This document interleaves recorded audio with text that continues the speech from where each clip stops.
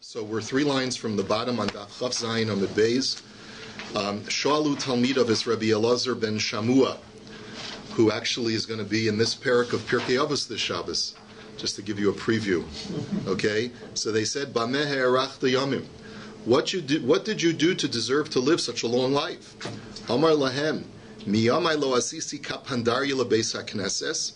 I never made the synagogue a shortcut. Velo pasati al Roshei Am Kadosh. I never stepped over the heads of the holy congregation, which means basically, when the Talmidim would come to shir, they weren't chairs like we have today. They'd sat on the floor. And he would need to go to the front of the room to give shir. He didn't walk among the students because it looked like he was degrading them, insulting them by walking over them. So he would walk around them as out of respect to the students. Velo nasasi kapai below bracha. And the third amazing thing that I did to deserve long life is whenever I duchened, I made a bracha before. I understand the first two. The third one is pretty astounding. Like, what is he trying to convey? All right, come to Pirkei Avos this Shabbos. Shalu Talmidav is Rabbi Preda. So the students asked Rabbi Preda the following question: Bameh ha'arachta yamim. What did you do to deserve long life? So Amar lahem, miyamai lo kadmani adam lebeis hamedrash. In my entire life, no one ever came before me to the Beis. I was always the first one in the Beis Medrash. It's a good entry. Below Beirachti Lifnei Kohen. I never led the Zimun in the presence of a Kohen. If there was a Kohen present at the meal, I always deferred to the Kohen to bench. Velo achalti mibehema shlohurmu matanoseha. And I never ate from an animal that was not tithed. The Torah says that when you eat even a chulin animal, a non-sacrificial animal, you have to give the zeroa lechayayim and keva to the kohen. You give the forearm, the cheeks, and the stomach to the kohen. And this is a tithe. The question is, why don't we do this anymore? It's discussed by the poskim, but it seems to be that after the Churban, this no longer fell into this. We talked about this when we learned Maseches Chulin. But the bottom line is that halachically it's no longer required. But he was machmir, and he always made sure that this was done. The Amar Rabbi Yitzchak, Amar Rabbi Yechanan, Asr lechol mi behema shlohurmu matanoseha. Rabbi Yechanan had said that you're not allowed to eat from such an animal that was not tithed and given to the Kohen. V'amar Rabbi Yitzchak, lo ochel mi behema shlohurmu matanoseha ki lo ochel tevalim. That if you do that, it's like you're eating tevel, untithed produce. The less hilchasa kavase, but that's not the halacha. The Gemara wants to make sure that we know that even though he was very makbid to do this was a midas chasidus. It was a piety act. It was not the letter of the law. Velo beirachti lifnei kohen. So now the Gemara says, let's go back to that thing. He says he never benched in the presence of a kohen. Lememra de mal yusahi. You mean to tell me that to defer to a kohen is considered praiseworthy for a Talmud Chacham? V'ha'amar Rabbi Yechanan kol Talmud Chacham shemevarech lefanav afilu kohen gadol am haaretz also Talmud Chacham chayiv misa. That if a Talmud Chacham defers to an Am Haaretz to lead the benching, even if that Am Haaretz is a Kohen Gadol, then he's liable for death, because what you're doing is a dishonor to the Torah by deferring to someone who's not a Torah scholar. Shenemar kol mesanai ohavu maves, that the pasuk says, all who hate me love death. And the Chazal say, al tikri mesanai ela masni'ai. Don't read it as those who hate me, but those who cause others to hate me. You're going to cause people to have a negative attitude towards Torah, because if they say, look, you're just a regular schlepper just like anybody else, so you defer to the Am Haaretz, so people are not going to have respect for Torah. You have to have self-respect and allow yourself the honors of a Talmud Chacham in order for the Torah to be regarded. So therefore, you're doing something criminal if you defer to an Am Haaretz to let him lead the benching. So why is it considered praiseworthy for Rabbi Preda to defer to a Kohen to lead the benching if he's a Talmud Chacham? So the Gemara answers, Ki kamar ihu b'shavin. The answer is that the Kohen also was a Talmud Chacham. It's not that Rabbi Preda would defer to an Am Haaretz Kohen. He would defer to a Talmud Chacham who was a Kohen. And like Tosfos points out, the guy wasn't necessarily as scholarly as Rabbi Preda, but he was a Talmud Chacham nonetheless. Even though he was a lesser Talmud Chacham, but since he was a Kohen, Rabbi Preda felt he needed to fulfill the mitzvah of Vikidashto. You shall sanctify the Kohen by letting him do the benching. Shalu Talmidav es Rabbi Nechunya ben Akana bameh ha'arachta yamim. They asked Rabbi Nechunya ben Akana, what did you do to deserve long life? Amar lahem yomai lo niskabadati b'kalon chaveri. I never took honor from the disgrace of my fellow, which we'll explain. We'll illustrate that shortly. Velo olsa al mitasi kilalas chaveri. I never allowed myself to get into bed at night with a curse of my friend in my mind. In other words, I was always moichel before I went to bed. And uvachin b'mamoni hayisi, and I was always forgiving with my assets, with my money. If there was ever a dispute, I always gave the other guy the benefit. Okay, lo niskabareti b'kalon chaveri. So let's go over these three. I never took honor with my friend's disgrace. Ki ha de Rav Huna, de Rav Mori, Dori Mora rather, akasve. There was once a story where Rav Huna was carrying a hoe, like a shovel, on his shoulders, and Asa Rav Chana bar Chaniloi v'kadori minei. And Rav Chana came along and he says, Rebbe, I don't want you to carry that. I'll take it. He took it from him and he started carrying it on his shoulders. So Amar Lei, Ira Gilat, the Doris b'maseich Dori, v'ilo is yakuri ana bezilusa dedach lo nichali. So Rav Huna said to him, look, if in your town people are used to seeing you carrying tools on your shoulder, then I'm okay with you carrying it. But if you normally would not be seen because you're a rabbinical figure and it's not covered for you to carry it in your town, then I refuse to allow you to carry it for me. Just because you want to alleviate my disgrace doesn't mean that I'm going to let you disgrace yourself. So therefore, I would not permit that. So that's an example of taking honor from someone else's disgrace. I won't allow that. Velo olsa al mitasi kilalas chaveri, and never was the curse of my friend in my bed with me. Ki ha de marzutra ki havasolik lepurye, like marzutra, whenever he would go to bed at night, Omar shari lei l'choman desaron. I hereby forgive anyone who has, I'm moichel anyone who has offended me, which is a big madrega, to be able to go to bed every night and say moichel zayin.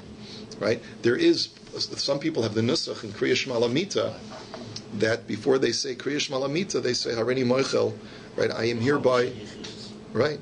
L'chol mi shehichis osi shetziarani, right? Anyone who has caused me any kind of anguish or pain, I hereby forgive them. Uvachim b'mamoni hayisi, and I was forgiving with my money. The Amar Mar Eov vachim b'mamoni haba sheyamaniach pruta lechen vani mimamone. That Eov always left over a pruta for the shopkeeper. In other words, he wanted to make sure that instead of shortchanging the shopkeeper, he always made sure to add a little bit more, just in case, just to make sure. Like he didn't give him exact change. He always said keep the change. No, he wanted to make sure that the market, the shopkeeper always got a little bit more. Shal Rabbi Akiva's Rabbi Nechunya Hagadol. Rabbi Akiva asked Rabbi Nechunya Hagadol. Now, who this Rabbi Nechunya Hagadol is, I'm not really sure, because usually we associate Rabbi Akiva with Rabbi Nechunya ben Akana. And so I don't know who Rabbi Nechunya Hagadol. It may be the same Rabbi Nechunya ben Akana, but it's not clear why he's called here Rabbi Nechunya Hagadol. I'm not sure. But so I haven't looked into the history here. He asked him the following question: Bameh erachta yamim, what did you do to deserve long life? So asi gavozi the kamachule solik yosef aresha de dikla. So all of a sudden, the servants of Rabbi Nechunya's house, when they heard him ask this question, they thought he was asking it in a disparaging way. They said, like, "What are you still around for? Like, how long are you going to live?" That's the way they heard the question. Why are you still here? Like, what did you do to deserve to be around this long, right? And they thought that Rabbi Akiva was being critical and hoping the guy would drop dead. So they started hitting him. They started attacking him. So what did Rabbi Akiva do? He jumped and climbed up a tree in order to protect himself from the attack, from the assault. So Amarle Rebbe, im nemar keves lama nemar echad. So he calls out and he says, Rabbi Nechunya, I have a question for you. Why does the Torah say when it talks about the sheep that you have to bring for the korban tamid, es hakeves echad ta'aseh baboker, the one sheep you shall bring in the morning? Just say the sheep that you will bring in the morning. Obviously it's referring to one sheep. So why do you have to use the word echad?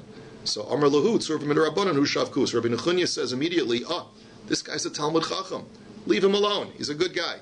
He's not trying to do anything. So I guess Rabbi Akiva at that point was able to get down off the tree. And Amar lei echad miyuchad shebe'evjo. And Rabbi Akiva explained, the word echad tells me that it has to be the choicest sheep. If you have a whole herd, a flock of sheep, choose the best one to bring as the korban tamid. So it could be that he was alluding to the fact that he regarded Rabbi Nechunya as the choicest sheep in Klal Yisrael, and that's why he chose that question. But the point is that Rabbi Akiva proved that he was not being offensive in his question. So Rabbi Nechunya answered him. He said, "Omer le miyomai lo kibalti matanos v'lo amaditi al midosai uvachem b'mamoni hayisi." Three things: I never accepted gifts.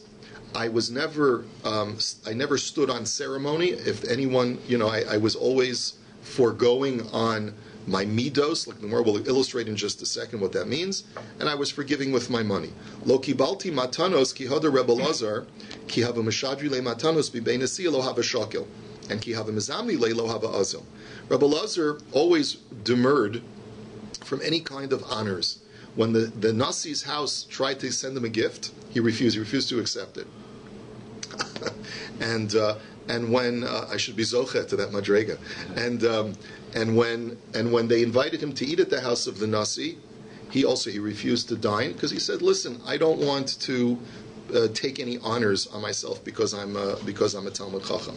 Amar lahu lo nicha lechu de'echya. So he said it to explain why he was refusing. He says, "Don't you want me to live?" As it says, "He who despises gifts shall live." So by you forcing gifts upon me, you're curtailing my life. I want to live, so therefore I don't want to accept gifts. Rabbi Zeir ki hava mishadri le mi bein asiya lo hava shakel, but ki hava mizamri le azil. Rabbi Zeir was a little bit different. When they sent him gifts, he refused. But when they invited him to dine at the house of the Nasi, he did accept. Why? This was his cheshbon. Amar isyakuri de misyakri bi.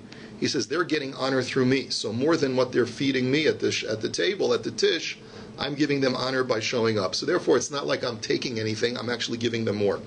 Velo amaditi al midoisai, that I never stood on ceremony. To Amar Rava, kol hamavir al midosav ma'avir mimenu kol pishav.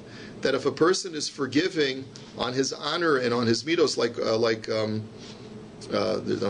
Rashi says, "L'shalim gemul ra l'mishet si arani." That's the way Rashi learns. I never try to get back at anyone who did anything bad to me. Now, it's just because a guy was offensive to me, you know what? I let it roll off my back, is basically, and I treated him the same way as if he had never done anything bad to me, which is an amazing thing. And like Rava says, if a person is willing to be foregoing on his own personal feelings of hurt, then Hashem will remove from him all of his sins. Shenamar, as it says, no say avon ve'over al pesha, that God lifts sin and passes over iniquity. Lami no say avon, lami over al pesha. To whom does God lift sin from? To he who passes over offenses. If you let offenses roll off your back, Hashem will let all of your sins roll off his back, so to speak. Shal Rebbe is Rabbi Yeshua ben Karcha b'meherach liyamin. Okay, another story. Rabbi Yehuda Hanasi asks Rabbi Yeshua ben Karcha, who's allegedly the son of Rabbi Akiva, right? He asked him, "What did you do to deserve long life?" So Amalei katzta b'chayai. So he asked him the same question. Why, are you sick of me? Like you don't want me to live anymore? Why are you asking me that question? So Amar Lo Rebbe Torah v'lilmod ani tzarich. Says no, Rebbe, please understand. I need to learn from you. I need to understand from you what you did in your life so that I can emulate you. That's really why I'm asking you, not because I'm sick of you. I'm sick of your presence. So Amar Lei, miyomai lo nistakalti b'dumus adam rasha. I never looked into the face of a wicked man, which is by the way interesting because today you can't avoid it. You go on the internet, and you see pictures of Ahmadinejad and this guy Mashal, whatever his name is. Obama. Wait. Sorry, okay. I just rolled that. Right, the Amar. Roll the tape. The Amar Rabbi Yochanan, Asr l'Adam listakel b'tzelem demus Adam Rasha. As Rabbi Yochanan had said, you're not allowed to look into the face of an evil man. Shenamar, as it says that Elisha, when he was speaking to the wicked king Yehoram, who was an idolatrous king, he says to him, Lulei fnei Yehoshaphat melech Yehuda, and say, I swear, sort of like by the face of Yehoshaphat, king of Judah, im abidei lecha v'im erika, that I will not even look at you. Rabbi Elazar Amar, Ein of Kehos. Rabbi Elazar says the punishment for looking into the face of an evil man is that your eyes will grow dim. In other words, you start to lose your eyesight. Shenamar, Vayihiki Zokein Yitzchak Vatichena Ein of Meros, Mishum Tistakel Be'esav Arasha. The Torah says that Yitzchak, towards the end of his life, lost his eyesight. Why? Because he had spent his whole life looking at Esav. And if you look at Esav a lot, that's what happens. That's why Hamas cover their faces. Very good. I love that. Okay. So frak the Gemara. The Hagar Malay. The Hamar Reb Yitzchak La'olam Al Tikilal Asheju Kala Beinecha. So 1 second. You're saying that it was looking at Esav's face that made him grow blind? But don't we know that there are other reasons? Because it says even a commoner's curse should not be light in your eyes. Shaharei Avimelech Kilal Esara V'Niskayim Bezara. Avimelech, who from a spiritual level was a commoner, he cursed Sarah in a sense, and it came true, the curse, through her progeny. Shenemar, as it says, Hinehu lach kisus einayim. Behold, it is for you as an eye covering. Now, what that means is that Avimelech gave Sarah gifts upon her departure, and it was basically hush money, basically to cover up the offense that he had committed against her and her husband. So he said it's ksus einayim, it's to cover your eyes, right? Hush money. So, but al tikri ksus ele kisiyas einayim. Do not read it as a cover, but rather as a way of sealing off or removing eyesight. So the Gemara says, so you see that's what happened, that Yitzchak became blind as a result of that statement of Avimelech. So the Gemara says, Hava Hagar Malay. In reality, there were all contributing factors. Rashi also brings in Chumash that there are other reasons why Yitzchak went blind, either because of the smoke from the Avodah Zarah of Esav and Basmas, his wife, or it was because of the tears of the angels falling into his eyes at the Akedah. Anyway, Rava Amar Mehacha, Rava says you learn from here that you're not allowed to look at an evil person. Se'es pnei rasha lo tov, that bearing the face of a rasha is not good. Okay. Bishas Pitirasa says, Rabbi Yeshua ben Karcha was passing away. Rabbi asked him, I guess he was by his deathbed, Amarle Rabbi Barcheni. He said, Rabbi, give me a bracha. So Amarle Yehi Ratzon Shetagia Lachatzi Yomai. So he gave him the following bracha. You should live half as long as me. What kind of bracha is that? So ulakul ulo. So Rebbe said, I shouldn't live as long as you. So Amar lo haboyim acharecha behema yiru. So he gives him a nice Jewish answer to it by asking a question. He says, what? Your children should be shepherds their whole life? In other words, what he was telling him is, look, you're the nasi. You have a dynastical nesius that's going to pass from one generation to the other. It's not good for you to live so long, because then your kids are not going to be able to be the nasi. They'll be old men by the time, and they're going to, like Prince Charles. Prince Charles can't be the king, because his mother's living too long. So therefore, he said to him, "Why do you want to live so long? Your kids are going to grow up to be shepherds their whole lives. They're going to just fly around the world and do photo ops like Prince Charles. That's not good." So anyway, Avua bar Ihi uminyamin bar Ihi chad amar teisli delo istakli bekusi. So these two sages said, "I deserve to be blessed because I never looked into the face of a kusi," which is one of these either at different stages in history. They were either idolaters or sectarian Jews, but the point is they were bad people. He says, I deserve praise because I never did any business with a kuti. They asked Reb Zera, what did you do to deserve long life?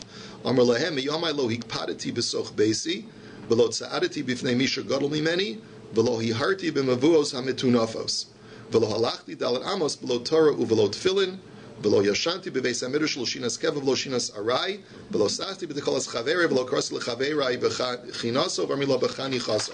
Let's go over these. I guess there's 6 things. I'm not sure if I counted 6. So he says, number 1, I never was stern in my household. In other words, I never made people follow I never barked orders in my house to make sure that people would listen to my commands. That's number 1. I never walked in front of someone who was my superior. Number 3, I never thought words of Torah in dirty alleyways where it would be dishonorable to the Torah. By the way, if you can't find something nice to say about someone at their levaya, you could always say this: he never thought words of Torah in a dirty alleyway, because that's true about probably most people. Anyway, v'lo halachti dalet amos below Torah u'velo tefillin. I never walked 4 cubits without thinking words of Torah and wearing tefillin. Number 5, V'lo yashanti b'beis hamedrash. I never slept in the beis medrash, neither regular sleep nor even a cat nap. V'lo sasti b'takolas chaverai. I never. This is 6. I never rejoiced in the downfall of my friend. And number 7, I never called my friend by a nickname. And there's 2 ways, Rashi says, either b'chachinaso, which means a disparaging nickname like fatty or shorty, or v'armila b'chanichaso, which means even if it's not a disparaging nickname, it's just like Tommy or Bud or something like that, but it's a name that he was called by his family, but it's an endearing name which maybe he might not want to be called, in public. I never did that either. Let's go on to the next Mishnah. Va'od Amar Reb Yehuda, Beis HaKnesses Shecharev Ein Maspidin B'Socho. If a synagogue is no longer in use, it's now a ruin, or it's basically a building that's been vacated. It's a shul in the Bronx. When I was in L.A., there's a shul in East L.A., which is now completely Hispanic, right? But they preserved the shul for some reason, but it's all boarded up. It's sad because it used to be this was like Boyle Heights. This was like the old Jewish neighborhood, and now it's all a magnificent edifice, but it's all boarded up. So you go into a shul like that, even the shul retains the Kedushas Beis HaKnesses. And therefore anything that's forbidden in a synagogue is forbidden even in a synagogue that's already been deserted and vacated. So therefore, one example is you're not allowed to have a hesped.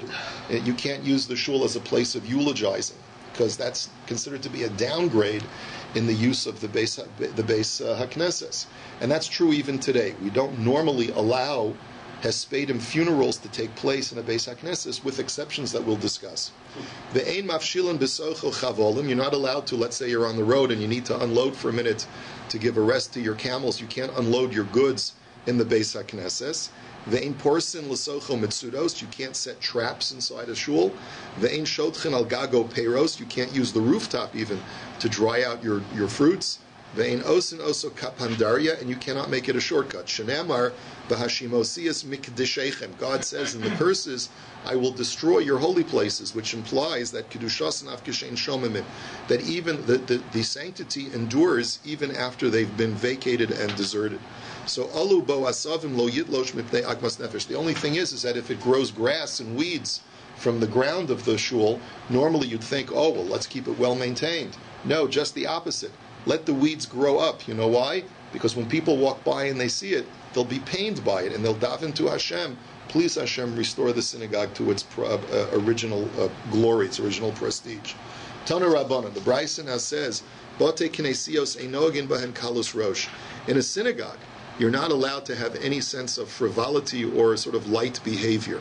So what are some examples? Ein ochlin bahen, ve'ein shosin bahen. You can't eat or drink there. Well, not yet. Not in the shul. Not in the sanctuary. You can do it in the coat room. Not yet. Right now. Yeah, I saw you setting up a table in the back there. That's right. Okay. Then we have to worry about the stains on the talis. It's not so good. And you're not allowed to groom yourself in, like, comb your hair, make sure that your clothes are neat and stuff like that. That you also shouldn't do in a synagogue. Ve'in metaylen b'hem, you can't use it as a place for just relaxing or strolling, or even, let's say, going to a shul to, view the architecture. You have to. A shul is not a place to have an enjoyable time, but to do prayer. Nor should you enter into a shul to protect yourself from the elements, either if it's a very hot day or if it's a very rainy day and you just want to dry off. You can't use a shul for that purpose. Nor are you allowed to use it for a funeral hesped if it's for an individual. But you are allowed to learn Torah, both Mikra and Mishnah. And for a public figure, as we'll see in just a minute, you are allowed to make a hesped. That's what we mean, a hesped shel rabim, for the public's benefit. So Amar Rabbi Yehuda, and Rabbi Yehuda comes along and he says something that seems to be a non sequitur. He says, "Emasai biyishuvan aval bechurbanan manichan osan va'olin bahen asavim v'lo yitlosh mipnei agmas nefesh." So he says that's only true. What you just said is when the synagogue is occupied and being used. But if it's deserted and it's in disuse, so then you have to leave it alone and let the grass grow. And you'll have to let people see the grass so that they'll be pained by it. So the Gemara says, Asavim Mandoch Hashmayu. It sounds like Rabbi Yehuda is arguing with the Tanakama. Since when was the Tanakama talking about mowing the grass? There was never any discussion that he had about the grass in a deserted synagogue. So the Gemara says, Chisuri Mechzer Avahachi Ketana. There's a little piece missing from this brisa which I have to read as follows. Umechabdin osan, umarbitzin osan, that what you have to do is you have to carefully sweep and keep the floor level and the soil pat, and keep the and water it so that there's no dust, doesn't become dusty. Kadesh lo yalu behen asavim, and also so that you should prevent grass from growing.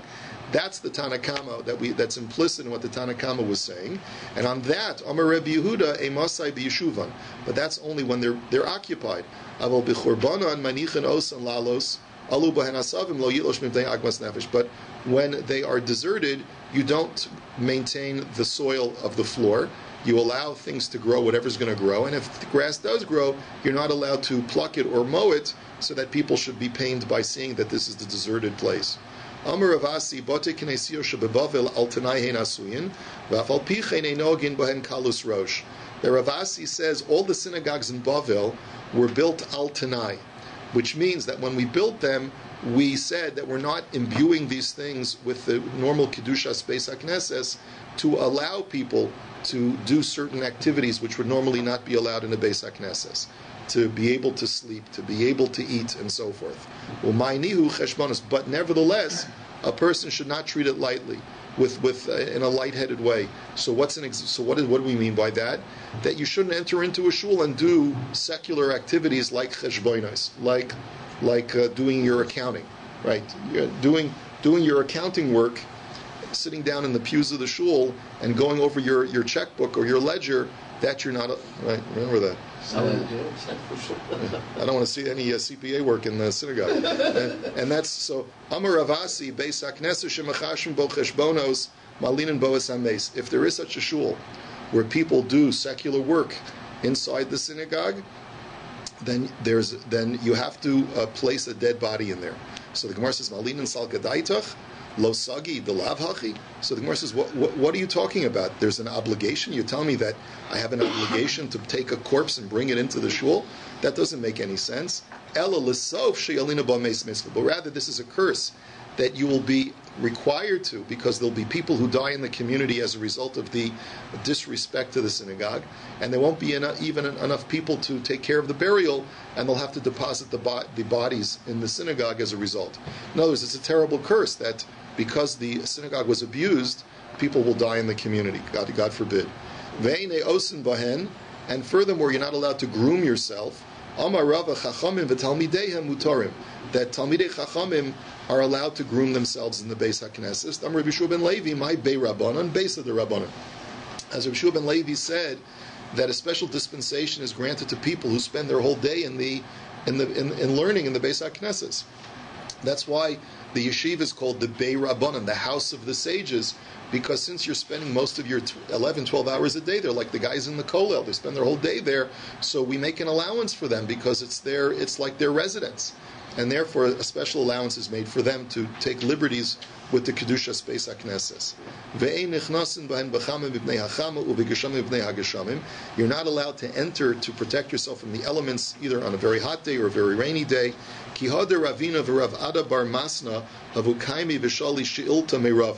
There's a Gemara relates a story that there were two sages, Ravina and Rav Ada, who were asking a shaila from Rava, their Rebbe. So Asa Zilta Dimitra, a huge torrential rain started, and Ila Lebei Kanishta, so they walked into the shul to protect themselves from the elements.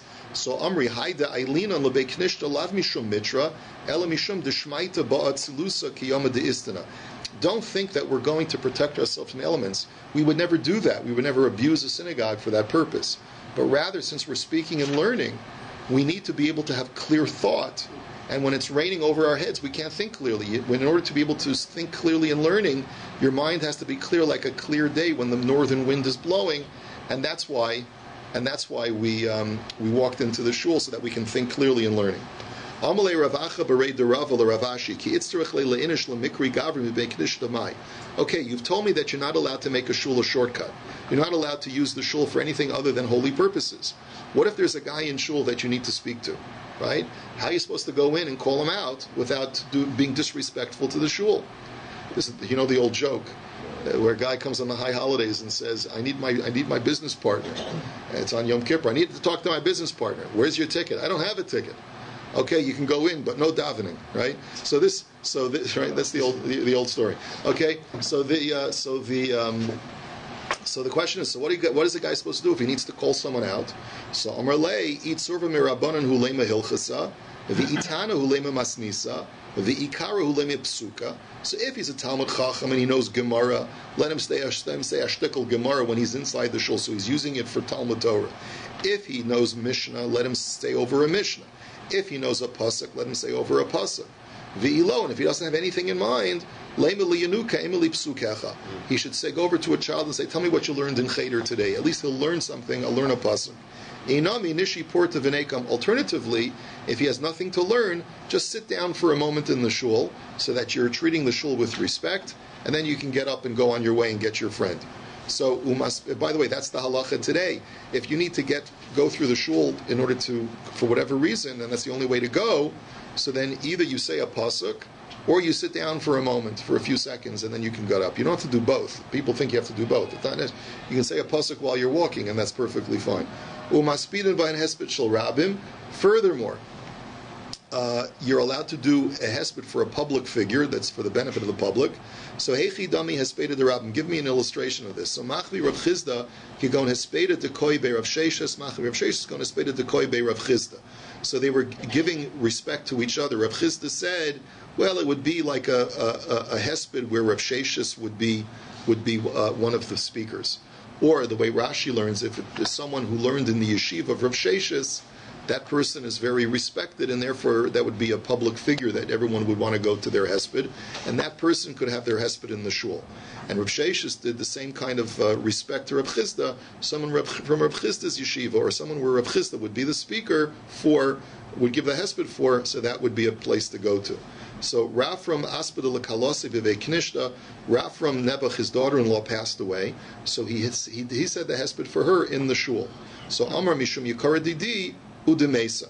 So Asu Kule Alma. So he said, because of my honor and the honor of my daughter-in-law, she was a very special person. They were both public figures. People are going to want to come. So for that sake, it's okay. It's more. You're doing it more for the public's benefit than you're doing it for the honor of the individual. Reb Zera Sapte Leahume Rabbanim Bevei Knishta. Reb Zera gave a eulogy for a certain rabbi in the Beis HaKnesses. Amar Im Yishum Yikara Didi, Im Yishum Yikara Demesa, Asu Kuli Alma.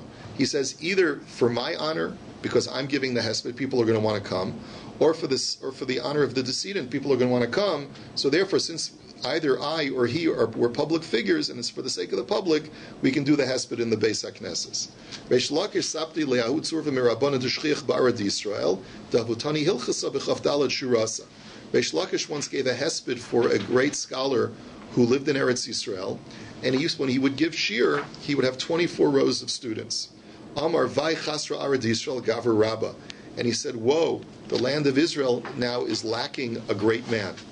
Now, Hahuda Havitani Hilchasa Sifri, Sifra, Sifri, Vitosefta, Bishachim. Now let's look at another story. There was a man who taught halacha. He taught medrash. He taught all different kinds of halachic medrash and toseftas. And you see, he was a walking encyclopedia of knowledge. So he passed away. Asu v'amalei Rav Nachman bar Yitzchak. They told Rav Nachman, and they said, please, Rabbi, make a hesped for him. He's a respected scholar. So Amar Hechi Naspede, Heit Sena Demali Sifri de Chaser. So how should I? So Rav Nachman bar Yitzchak was a bit contemptuous of the man. He says, all right, he passed away, but was he such a great person? All he was a repository of books. So what should I say? The poor guy, where's our basket or our container of books is now missing? I mean, basically what he was saying is that just because a person has a lot of book knowledge, if they don't have the ability to reconcile texts that seem to contradict each other. In other words, he has to be a scholar to the point where he, like what we see in the Gemara, where the Gemara asks a kasha from one brisa to another Mishnah, and you're able to reconcile it. That's a true scholar that is deserving of a hesped of the Gadol Hador. But just because he had a lot of knowledge of Mishnayos and of halacha doesn't make him a scholar to rise to the level where I should have to give him a hesped. So the Gemara says, Tochazi ma ben takifi darad Yisrael lechasidei de Bavel. The Gemara says this is an illustration of how the personalities in Eretz Yisrael were much gentler and sensitive than the personalities in Bavel. Reish Lakish was known as a shtarker, right? He was a tough guy because the Gemara says, Rashi brings an illustration that he refused to ever be seen with anyone in the marketplace because he was so respected, Reish Lakish, that if anyone would be seen even talking to him, shopkeepers would extend credit to that person, knowing that if Reish Lakish talks to you, then you must be a good guy. And Reish Lakish didn't want that responsibility, so he refused to talk to people in the marketplace. So he was a bit of a tough personality. But at the same time, he showed derech eretz to people. Perhaps they weren't the greatest of scholars, but he was gentle, he was sensitive, he was kind.